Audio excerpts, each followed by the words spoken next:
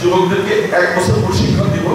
এই প্রশিক্ষণের ভিতর তারা যদি কোয়ালিফাই করে তাদেরকে আমরা রেসপেক্টেড সেক্টরে চাকরির ব্যবস্থা করব এবং আমরা আউটসোর্সিং এর উপর সবচেয়ে বেশি গুরুত্ব দিব, যাতে ইমিডিয়েটলি আমাদের যে সক্ষম তরুণ সমাজ আছে তাদেরকে কম্পিটিশনের প্রশিক্ষণ দিয়ে তাদেরকে যেন আমরা কর্মসংস্থান ব্যবস্থা করতে পারি।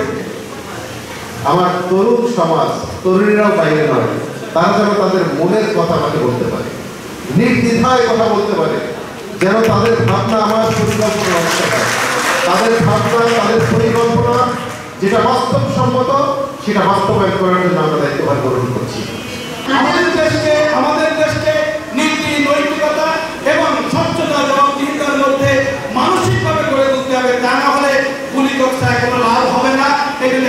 রাজনৈতিক দলগুলো অতীতে রাজনৈতিক কার্যক্রম চালিয়েছে, তারা দায়িত্বশীল আচরণ করবে, কিন্তু আমরা যখন দেখেছি জুলাই অভ্যুত্থানের চেতনা, শহীদদের রক্ত, যারা দৃষ্টি হারিয়েছে তাদের আক্রমণ আমাদের রাজনৈতিক দলের বলতে কর্ণকুহরে পৌঁছাচ্ছে না, তখনই আমরা রাজনৈতিক দল গঠনের উদ্যোগ গ্রহণ করেছি। কারিগরি স্কুল বা কলেজ আছে, সেখানে বিভিন্ন রকম ভাতা নেয়, অথচ তারা শিক্ষাটা নেয় না। আগামীতে এই ব্যাপারে আমরা অবশ্যই ব্যবস্থা নিব।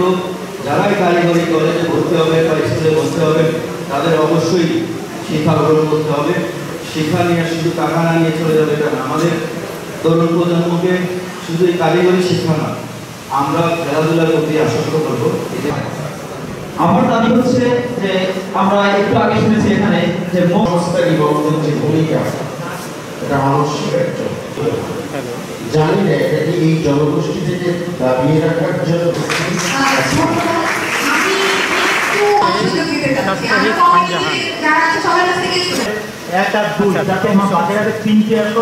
সম্ভব সেগুলো দিচ্ছি, আমি এদিকগুলো ফসল পাচ্ছি না, আমি ধ্বংস হয়ে যাচ্ছি। আমি গরু সংক্ষেপে দাবি শুধু জানাবেন, আমি একটু আবার 30 সেকেন্ডে শেষ করবো। মাদক দিয়ে রাস্তা দিয়ে আমাদের বাগেরহাট পৌরসভা ডিটেলস বুকলেটের ব্যবস্থা এখন আমি দেখেছি, মানে প্রত্যেকটা পয়েন্ট